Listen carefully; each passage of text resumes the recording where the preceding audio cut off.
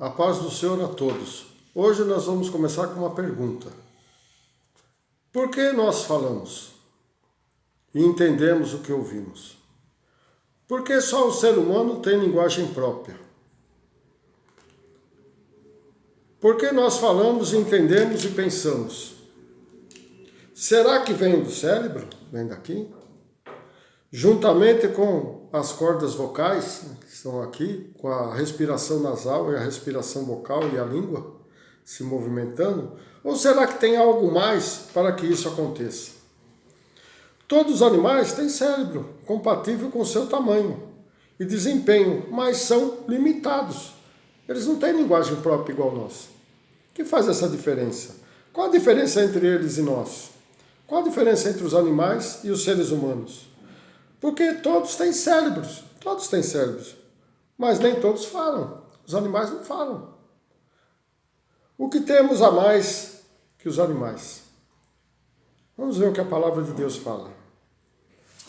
Os animais têm corpo, alma, que significa o sentimentos, a alma. E nós temos o corpo, alma e espírito.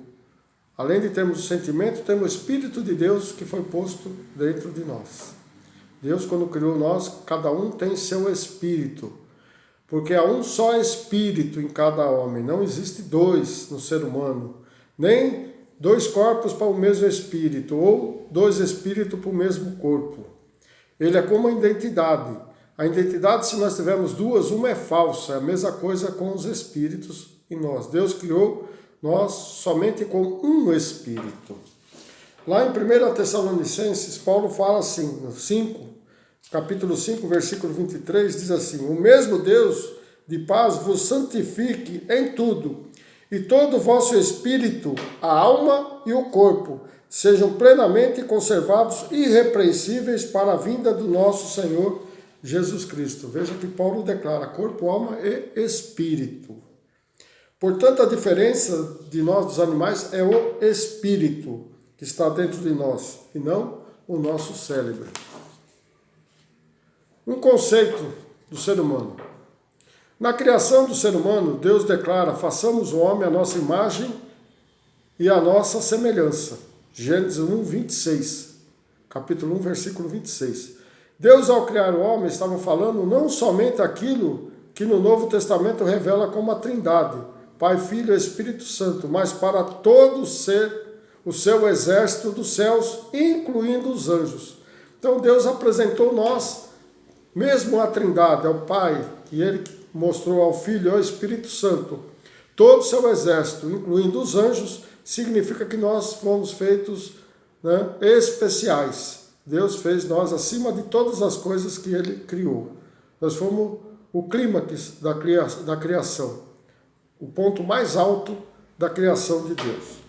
Nossa imagem refere-se provavelmente às qualidades de Deus, tais como personalidade, intelecto, além da capacidade de relacionar, ouvir, ver e falar. Tudo isso são as características da Trindade, onde foi escolhido em reproduzir na raça humana.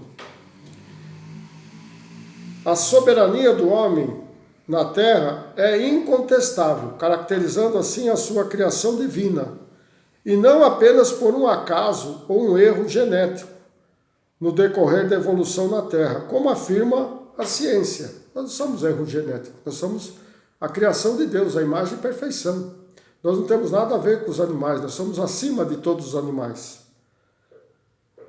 É característica exclusiva do homem a capacidade de formar conceitos, de meditar a respeito de tudo, inclusive de si mesmo, e de investigar sua posição entre os seres vivos e entre as coisas. Assim como a postura é básica para a consideração da natureza anatômica do homem e os instrumentos para a consideração da cultura não material.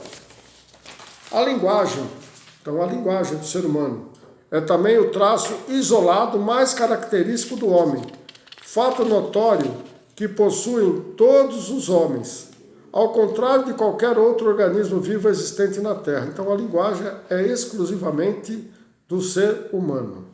O homem precisa e tem capacidade de reagir e interagir no meio ambiente, inovando e transformando. Necessita de satisfações materiais e companhia social, segurança e respeito próprio para a sobrevivência no mundo em que ele mesmo procura ordenar e tornar previsível. Para satisfazer essas necessidades, tenta compreender, organizar e controlar seu mundo físico, social e mental, construindo para si mesmo instrumentos cada vez mais aperfeiçoados, mobilizando recursos para extrair do ambiente os artigos de necessidade ou de luxo. Construindo cidades para refugiar-se contra a natureza do próprio homem, formando sociedades evoluídas, produzindo ciência e tecnologia, com os quais investiga e domina a natureza, gera ideias com as quais torna o mundo cada vez mais habitável e, ao mesmo tempo, por sua ambição, excede por vezes todo o teor de agressividade física que existe em outros animais. Então, o homem é o único que ele tem vontade própria, porque Deus deu para ele o livre arbítrio. Nós podemos fazer o que quiser, mas tem as consequências lá no final. Pensa logicamente e generaliza, criando abstrações e conceitos, desenvolve linguagem complexa e comunica-se abundantemente com os semelhantes, aprendendo a língua dos outros, estabelece metas e inventa meios para atingi-las, tornando-as duráveis, seus propósitos e fazendo-os pensar através de gerações. Isso são características do ser humano que Deus atribuiu a nós. Na expressão nossa semelhança representa o que nós temos, o homem, a inocência, a santidade e a inocência que foi perdida lá no paraíso. Nós somos a sua imagem, mas nós não somos igual a Deus por enquanto, mas podemos ser. Conceito bíblico da vida animal. Jeremias 32, 27. Eis que eu sou o Senhor, o Deus de toda a carne. Eclesiastes 3, 21. Quem adverte que o fôlego dos filhos do homem sobe para cima e que o fôlego dos animais desce para baixo da terra. Então nós temos o Espírito, então nós vamos subir. Nós vamos para o céu. Mas os animais, eles só fazem aquilo que Deus determinou. Nascer, crescer, procriar e morrer. Isso faz parte de todos os animais. Faz parte nossa também, mas nós temos um a mais. É o Espírito. Esse é o que faz a diferença. Números 16, 22, parte A. Mas eles se prostraram sobre os seus rostos e disseram: ó Deus, Deus dos espíritos e de toda a carne. Então Deus é Deus dos espíritos, quer dizer, dos espíritos tanto celestiais como do que está dentro de nós. Números 27 e 16 diz assim: o Senhor Deus dos espíritos de toda a carne põe um homem sobre esta congregação. Então, eles estão pedindo para Deus, que é Deus dos espíritos de toda a carne, para pôr um homem, para guiar eles. E este homem, naquela época, era Moisés. Hebreus 12, 9, parte B. Não nos sujeitamos muito mais ao Pai dos Espíritos para vivermos? Então nós estamos sujeitos a Deus? Claro que sim. Porque se Deus quiser tirar nós daqui, é simples. Ele recolhe o nosso espírito e nosso fôlego de vida e todos nós voltamos para o pó. Jó 12, 10. O que está na sua mão, a alma de tudo quanto vive, dos animais, e o espírito de toda a carne humana? Então, a alma está em todos os animais, mas o espírito é do homem. Jó 32, 8. Na verdade, é um espírito no homem, a inspiração do Todo-Poderoso os faz sábios. Veja que a sabedoria vem de Jesus Cristo, como nós vimos lá em Colossenses 1, 16 e 17. Jó 33, 4. O Espírito de Deus me fez, a inspiração do Todo-Poderoso me deu vida.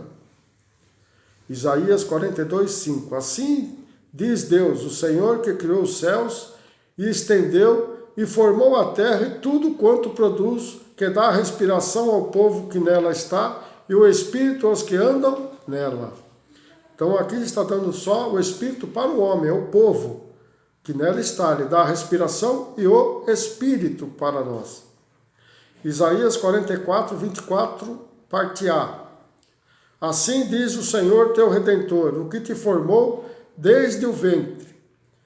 Zacarias 12, 1.